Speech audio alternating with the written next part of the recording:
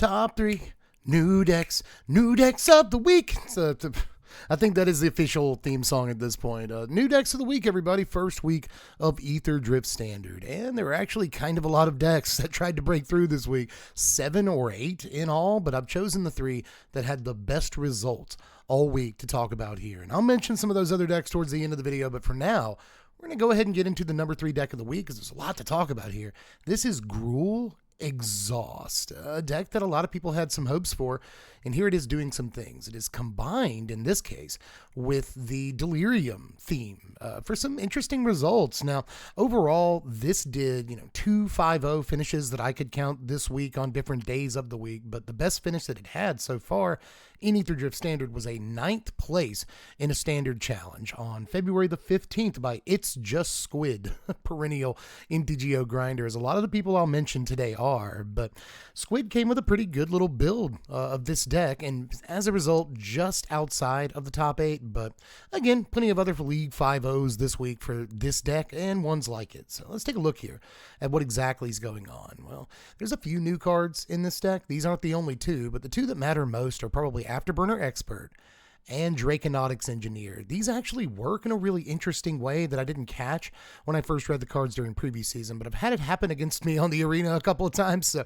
I can attest that. Let's say you have 2 Afterburner Experts in your graveyard, and you play your Draconautics Engineer, and you activate its first exhaust ability. Well, that goes on the stack, and then Afterburner Experts that are in the graveyard, their abilities go on the stack, they enter the battlefield, and then Draconautics Engineer's exhaust ability resolves. So your Afterburner Experts that were in the graveyard gain haste. For a single red mana, you can bring back any number of Afterburner Experts that are in your yard with a Draconautics Engineer. Obviously, you can only exhaust it once, but it's a play that matters a good bit. And obviously, it's got another exhaust ability Engineer does where you can get a 4/4 red dinosaur creature token. It's a dinosaur dragon with flying, so that's not a terrible creature either. If you have a bunch of mana off the top of your library, you can make all these things happen at once. That's pretty cool. But Expert also has an exhaust ability, 4 mana to put 2+1/+1 counters on it, meaning that if there's 1 or 2 in your graveyard and you play another one and use its exhaust ability, the others come back from your graveyard.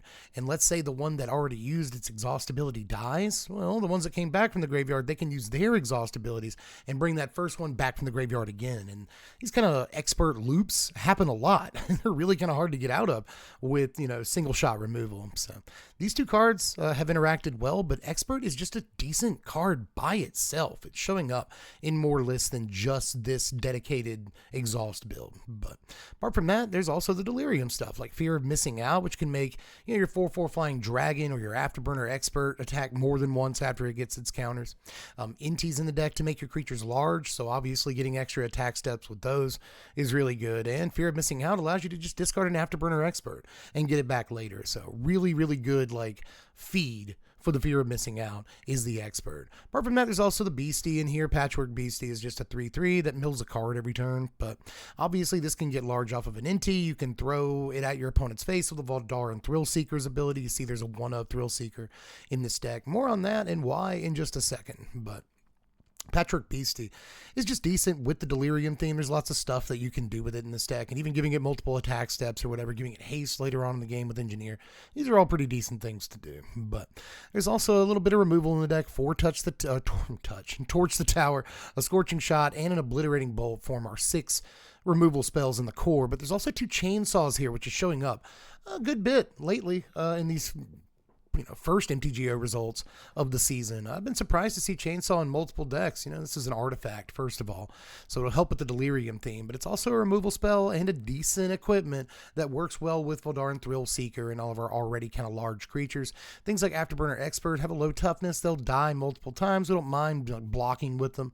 Kind of interesting that they're a creature that comes back from the graveyard so easily, but that enters untapped and, can block. Sometimes those creatures just can't even block, so you can block with a bunch of experts a bunch of times in a game and just really like get the rev counters going on Chainsaw. So I like the idea behind this card. Another new one in here is Dredger's Insight. So they're playing this instead of Cash Grab where they would normally play it. Whenever another artifact or creature leaves your graveyard, you gain 1 life. So helps you win those aggro races because especially Afterburner experts and stuff are going to be coming back and forth from your yard. Whenever this enchantment enters, you mill 4 cards, put an artifact, creature, or land from among the milled cards into your hand. So another reason Chainsaw is in the deck is because Dredger's Insight can get a removal spell this way. I kind of like that, while also gaining you some life. It's a decent play. But obviously, you can get a Draconautics Engineer, which will then help you get all of your Afterburner experts back. So Dredger's Insight's just really silly in a deck like this. It's much better, I think, than Cash Grab. Apart from that, Seed of Hope is in the deck too, mill cards and help with our Delirium count, gain us some life, get important permanent cards like Agatha's Soul Cauldron, more on that in a second. Our 1-of Voldaren Thrillseeker is easy to find because of these mill effects like Seed of Hope and Dredger's Insight. So, Afterburner Expert obviously in the deck, but apart from that, Agatha's Soul Cauldron's the last main deck card I really want to discuss. This is one of the big reasons we have that Silver Bullet Voldaren Thrillseeker, because it's so good with Agatha's Soul Cauldron, and we have some other good activated abilities to pass around.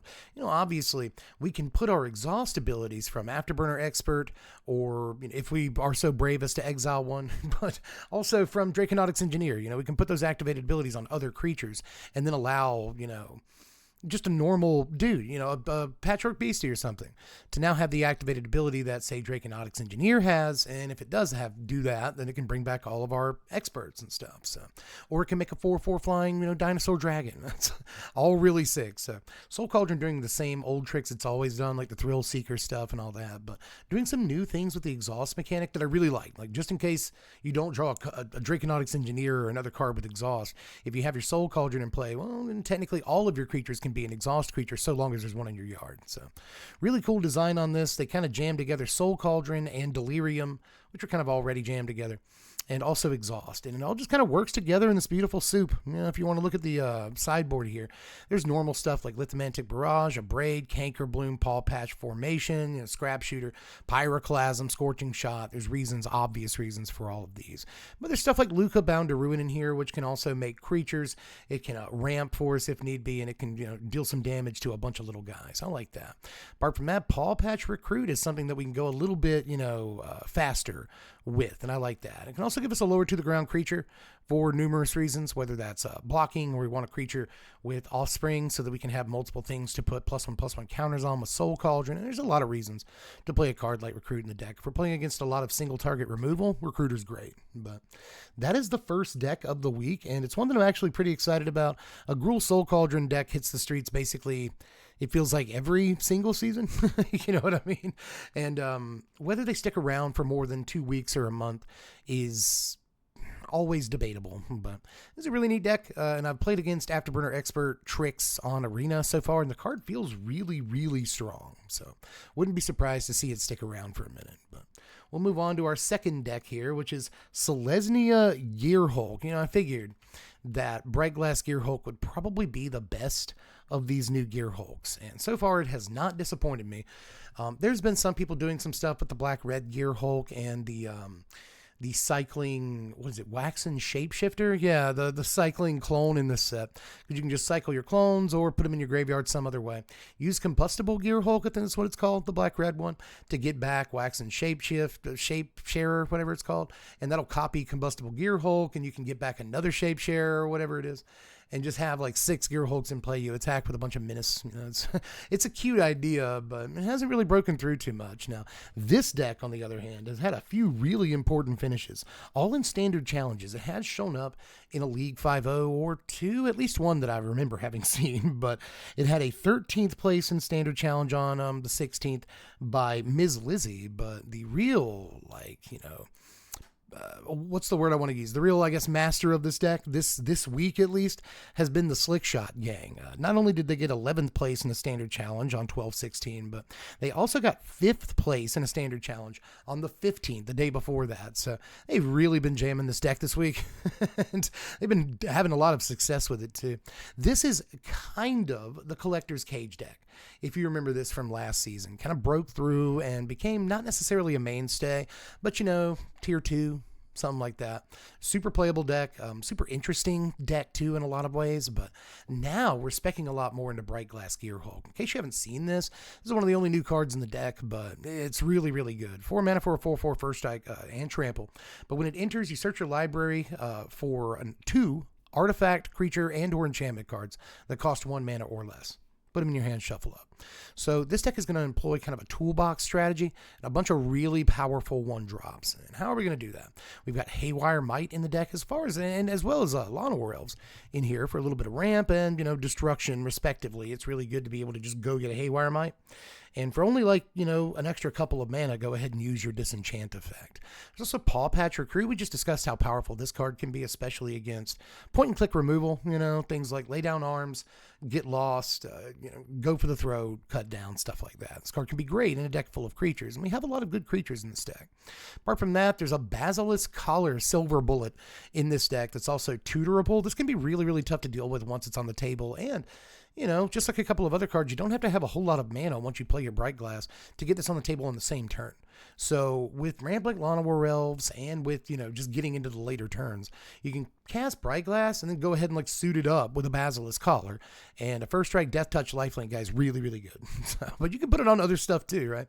Duskrose Reliquary, also just a one of in this deck, good for searching up with your Bright Glass Gearhulk, a removal spell. And there's lots of small creatures in this deck and even some tokeny stuff, I believe, to help make sure this pops off and you don't have to come down too much on board presence. Apart from that, though, we got Sheltered by Ghosts is a really good removal spell, obviously, in this deck as well. Collector's Cage to get free cards because, fair number of good creatures in this deck. And Bright Glass Gearhulk, interestingly, gives us another creature with a different power toughness for Collector's Cage and helps it go off by turn 4, pretty easily and just tons of card advantage. If we play Bright Glass Gearhulk and that results in 2 cards in our hand and a free card off Collector's Cage all in the same turn, wild. Absolutely wild. If we can activate our cage that turn at least. Enduring Innocence is in here because there's lots of small creatures. We've already talked about Llanowar Elves, Haywire Might, Paw Patch Recruit, but Overlord of the Mistmoors is in here. So we can on curve get 2 2/1 flyers and a card off of Enduring Innocence. That's pretty sick. Sandstorm Salvager is a deck that you often see in these Collector's Cage decks. No different here. But this is a small creature that will trigger your Enduring Innocence while also putting another creature into play. That's cool. Sanguine Evangelist, just like Sandstorm Salvager, another kind of tokeny card that puts multiple bodies into play to help us pop off with Collector's Cage because we get a bunch of different powers off of it. That's pretty nice. But this too has the Battle Cry, so it takes advantage of us having so many small creatures on certain, board states and different against different decks. We can just go, Llanowar Elves or Paw Patch on turn 1 into 2-drop Tender Wild Guide or Collector's Cage or something, and then get Sanguine Evangelist, and we've actually got a decent board at this point. But yeah, just a solid creature. That's why it gets a 4 of. It's just very good. But, Sanguine Evangelist into Overlord of the Mistmoors, that's 4, potentially 5 creatures on the table after a couple of turns. And again, the Battle Cry is going to help a lot with all these flyers, right? So Tender Wild Guide is also in here. This gets larger as the game goes on if it doesn't have much else to do. It offsprings well to get you a bunch of ramp. And it's just a decent, 2-drop dork. So why not why not play it? It triggers Enduring Innocence. That's pretty sick. So altogether, very similar deck from what we've seen from the Collector's Cage decks recently. But adding Bright Glass gives us not only 4 of a brand new card, but it gives us, 4, maybe 5 different silver bullet slots we can open up. And we can play stuff like Paw Patch Recruit and Haywire Might and Llanowar Elves a little bit more confidently now. So really, really like kind of where this deck is going. And I like that the Collector's Cage deck got something that I feel like it really, really needed to kind of continue to survive in this format. You want a quick look at the sideboard? We got Ghost Vacuum to mess around in graveyards. Let me come up here and see the entire card. So you can mess around in graveyards. Invasion of Gobakhan to take important answers away from the opponent. Lord of the Third Path is another great, the battlefield trigger. Nissa Ascended Animus to, is that the name of the card? To bust games wide open in the late game. Wilt Leaf Liege is in here as a, ploy against discard decks, but also anthems all your guys. Split Up is a perennial card, sideboard piece in this format. Just amazing to completely blow over, aggro opponents. If they decide to come in for the swing or overcommit in any way, then Split Up's going to make them pay. Third copy of Sheltered by Ghosts for obvious reasons. And Rest in Peace, because along with Ghost Vacuum, this person is just a really not wanting to play against Reanimator. And there's a lot of funky new Reanimator tricks in Standard, right? There's more Valgavoth Faithful decks and tune-up decks and stuff like that. So it makes perfect sense to play more effects like that. But we will move on to the third and final deck of the week. Easily, and I mean easily, the most successful deck of any deck we've looked at today this week. It's Goblins. Goblins, of all things. A card that people said that I kind of missed in my sleepers in my top 25, and I have to admit that they were right, was House Squad Heavy here, which we'll talk about in just a second. But first, I will just give the pedigree for Goblins. This deck has like 5 League 5-0s this week, like too many to name on too many different days of the week, all the way up until today. This deck is like League 5-0ing. So there's that to go off of, but it's also gotten 5th place in a standard challenge on the 16th by Saddleback Lagak, again, celebrated MTGO Grinder. I wonder if they'll get a kick out of me saying that if they see this, but it also got 4th place in a standard challenge by another, MTGO Grinder whose name you see a lot if you follow it, Quinniac. So 5th place and 4th place, the 2 best finishes of any deck that we've seen so far today. And then, again, more League 5-0s than the other 2 decks put together. So Goblins is rocking and rolling this week. It is easily the standout deck of the first week of Aetherdrift Standard, from what I can tell. And a lot of that is because of House Squad Heavy here. It's got a couple of other new cards in the deck, but House Squad Heavy is 3 mana for a 2/3 Goblin Mercenary. Restart your engines. Other goblins you control have haste, which is the key line here. At the beginning of combat on your turn, you get a 1/1 red goblin creature token and attacks this combat if able. With max speed, you can tap it and add red for each goblin you control. So at max speed, it's a Priest of Titania for goblins, which is pretty good, but it's also got this kind of rabble mastery ability where you get a 1/1 every turn, kind of a squee ability if you want to compare it to that. But again, the key line here is other goblins you control have haste, which allows you to play it on curb with Krinko and go off. Like, one of the problems with Krinko is that, he costs a little bit too much mana, but the big one is that you have to wait a turn to activate him, and your opponent's just not going to let that happen.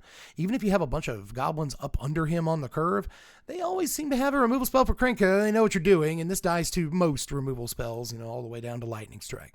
Doesn't die to cut down, but a lot of other things will do away with your Krinko. Virtue of Persistence, Nowhere to Run. There's just so many heavily played things that'll do away with Krinko. So you need a way to activate this the turn it comes out. House Squad Heavy will help you do that, even though it's a 3-drop that dies to cut down.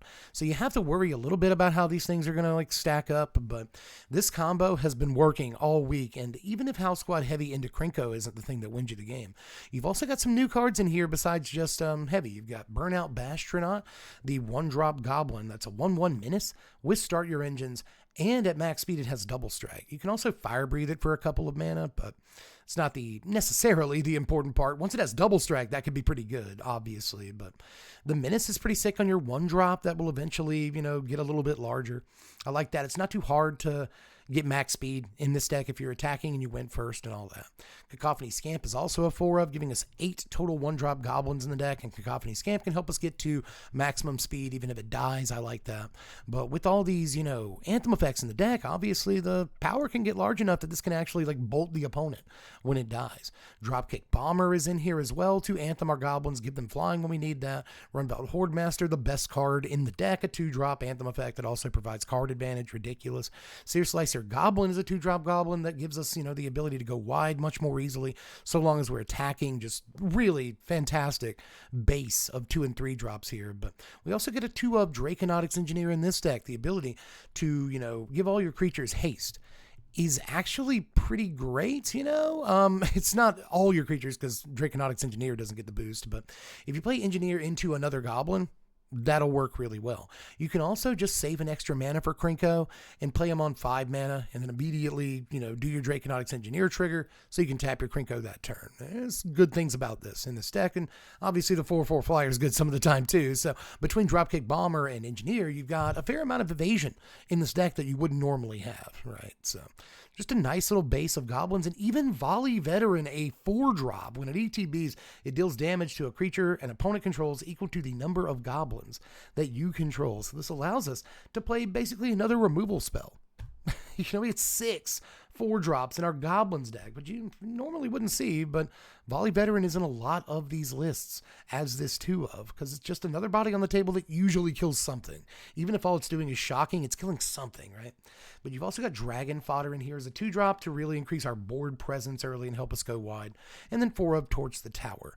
Apart from that, 1/3 Tree City, just as a dream, more of a meme than a dream, but Soulstone Sanctuary is a full 3 of in this deck, where we've been seeing mostly Mishra's Foundry in these mono red decks all season. It makes sense that in a goblin focused deck, you'd play Soulstone Sanctuary to maybe help push the number of goblins you actually have over the top. As far as the sideboard goes, it's the stuff you would assume. Ghost Vacuum helps us combat, turn 4 Valgavos and Atraxas and other lines that we otherwise couldn't beat. Lithomantic Barrage is just great, and it's just really good. Screaming Nemesis is in here against life gain decks, but it can also just be a great, haste threat. Burst Lightning is in here for obvious reasons, and so is Witch Stalker Frenzy. A little bit of removal and some ways to get around decks that would otherwise eat our lunch, like life gain, stuff, and, Reanimator. So, sideboard makes plenty of sense and is conventional and pretty simple, but, so are the creatures here. There's 31 goblins in this deck, and some of our goblins are removal spells. Some of our goblins are, Rhythm of the Wilds. Some of our goblins create other tokens and give us haste effects. Some of our goblins are anthem effects. Some of our goblins are card draw spells. Some of our goblins help us go wide. Just some of our goblins are removal spells, again, like Cacophony Scamps. Just really coming together for goblins now. And it's not just Burnout Bastronaut. It's not just Draconautics Engineer. It is, again, in large part because of House Squad Heavy making us a little bit more confident in playing those 4 of Krinkos. But again, everything just really came together here. And I'm not sure this is the exact perfect build for goblins, but it's proven itself a few times this week already, more than, 7 or 8. So go out there and play some goblins if you feel like it. It might finally be time to do it. But that is all the decks for this week. Like I said, there were some other decks that are trying to push through. Notably, there's a few, Katramos decks. A lot of them play Agatha's Soul Cauldron or Ghost Vacuum in the main deck. But the ones that play Soul Cauldron also play all these 1-ofs. You see these Silver Bullet, like Sleep Cursed Fairies and stuff to get those activated abilities. Just wild Katramos builds. And then some other Katramos builds that are a little bit more buttoned up. These Abzan builds. They play a bunch of exile removal and stuff, just draw cards off Katramos. We've seen those as well. There's also a Jeskai Mako deck, Marauding Mako, the little 1-drop pirate in red that gets a little bit larger whenever you discard a card. I've seen those builds kind of incorporate red into the existing blue-white Azorius, Oculus builds. A Boron Oculus, Helping Hand, Recommission.